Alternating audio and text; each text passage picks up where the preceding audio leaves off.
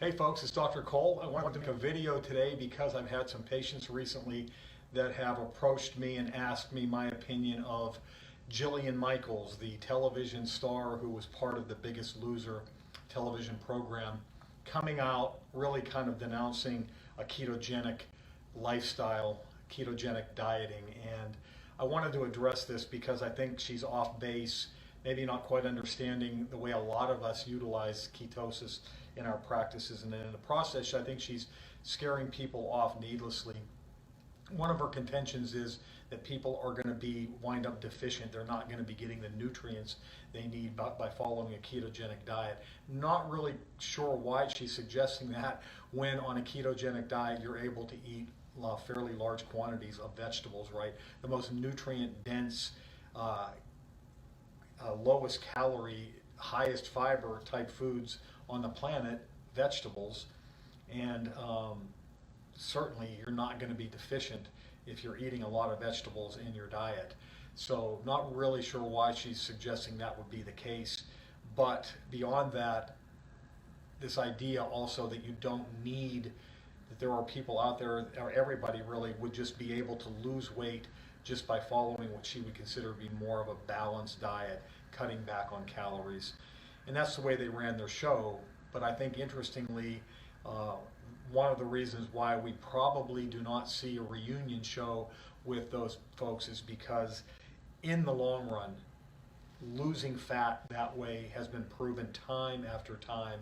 Calorie deprivation, exercising like you're a hamster on a treadmill is not the effective way to lose weight. Yes, you can lose weight that way. Ultimately, what happens though, 90-some% of those people gain their weight back plus additional weight usually. It's really not about calories in, calories out. That is outdated. It matters more the quality of the calories, not the quantity. Yes, there is such a thing as gluttony, and yes, calories do matter, but what matters way more is hormones.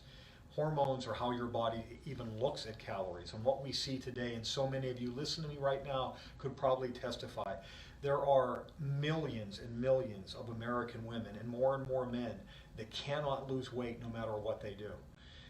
No matter how little they eat, no matter how much they exercise, they just simply cannot lose weight.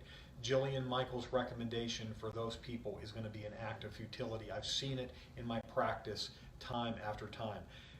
It is an underlying hormone issue, but different than what we would think of when we think of hormone issues.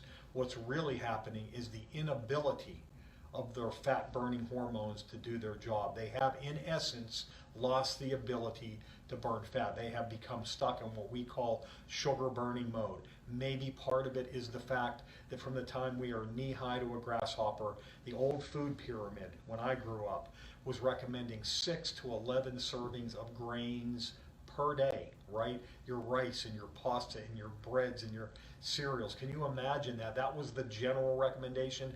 That's what we were being taught. And then you threw in the 3 to 5 servings, I think, of fruit a day. And now you're talking about how many servings of these carb-laden foods. And look, there's no problem with healthy carbs in moderation. But having 8 or 9 or to 15 servings of this, or 16 servings of this a day, is not what I would call moderation. And it's why we are where we are today in Western society, for sure. I believe that's a big part. And then you throw in other factors that play into this, like we teach in my workshops, the fact that the cells of our body become inflamed, they become damaged, they become resistant to these hormones. So it's not a deficiency of hormones, it's a resistance to these hormones. Like the type 2 diabetic who's insulin resistant, you can be thyroid resistant, you can be leptin resistant. These fat burning hormones, if they can't get into the cell and do their job, that's going to be at the heart of why people can't lose weight no matter how much they exercise, no matter how much or how little they eat, right? So that is that hormone problem that I'm talking about, but it comes from cellular damage. And just continuing to consume a large amount or even a relatively large amount of carbohydrates is going to continue to foster that inflammation. That's just what we've seen in a lot of people, even if it's coming from healthy carbs, because we have to understand something like grains, when they break down in the body, they're breaking down into sugar, right?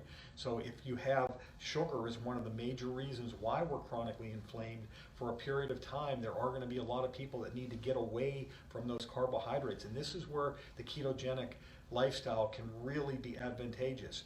You have to make another distinction. Just saying that you're following this ketogenic lifestyle doesn't imply that it's healthy, right? There are a lot of low carb foods that we can consume that might help us get into ketosis that overall are not healthy for us.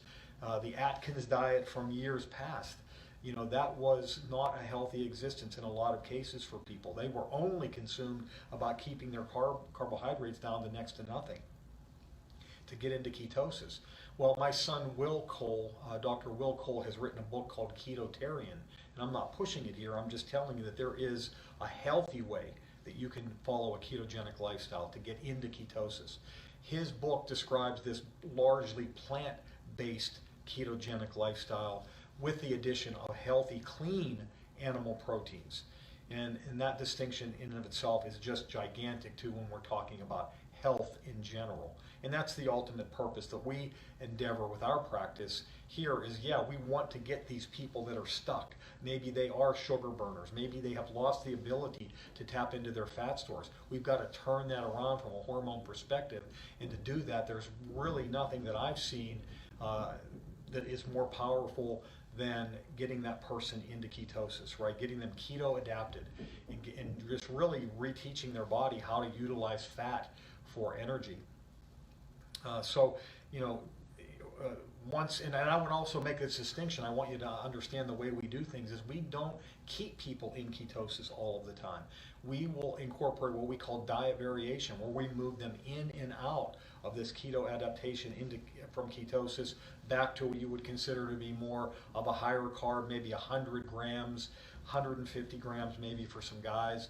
Of carbs per day, and that might be something where they do ketosis 3 weeks out of the month, and in 1 week they're moving out of that into this more heavier carb, not heavier carb, but a higher carb diet than what they would need with ketosis. Some of our patients will do a 5-2 program where 5 days a week they will be in ketosis or following that low carb existence, and then 2 days a week they might boost it up to that more moderate level of 100 grams of carbohydrates per day. So I just wanted to make this video and so that you can understand that if you're hearing this or if you've read anything that she said about that I believe strongly that she's off base, that there are some women who just simply cannot lose body fat no matter what they do. They have to become keto adapted. They've got to get back to this ability to move in and out of utilizing fat as their primary fuel source. So guys, I hope this helps. Take care. God bless. Bye.